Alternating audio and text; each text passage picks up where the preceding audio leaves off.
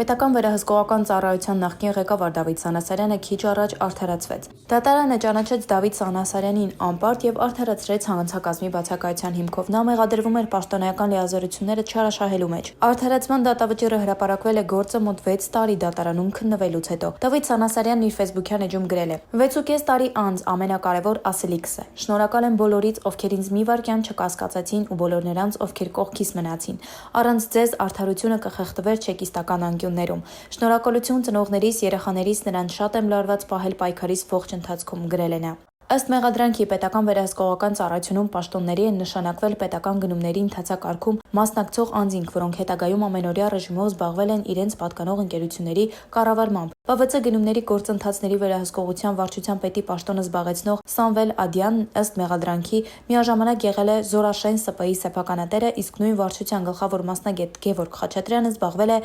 Մեդէքսպերտ ընկերության կառավարմամբ։ Դավիթ Սանասարյանին մեղադրանք է առաջադրվել այն բանի համար, որ նա հանդիսանալով Հայաստանի Հանրապետության պետական վերահսկողական ծառայության ղեկավար, ունենալով ծառայության անմիջական ղեկավարումն իրականացնելու, ծառայության աշխատակիցներին նշանակելու եւ ազատելու, կարգապահական տույժի ենթարկելու, վերահսկվող օբյեկտներում ուսումնասիրություններ իրականացնելու, հանձնարարագրեր տալու, վերահսկվող օբյեկտներից ծառայության գործընթացներին առնչվող տեղեկություններ եւ փաստաթղթեր պահանջելու լիազորություններ, խմբային շահերից ելնելով իր պաշտոնական դիրքերն օգտագործել է ծառայության շահերին հակառակ, ինչպես նաև չի կատարել իր ծառայողական պարտականությունները նշված է մեղադրանքում։ Նշենք, որ Դավիթ Սանասարյանը չէր ընդունել մեղադրանքը եւ հայտարարել էր, որ իր նկատմամբ քաղաքական հետապնդում է իրականացվել, որը 6.5 տարի անց դադարեցվեց։ Առաջադրված մեղադրանքում ճանաչել անպարտ եւ արդարացնել հանցակազմի բացակայություն։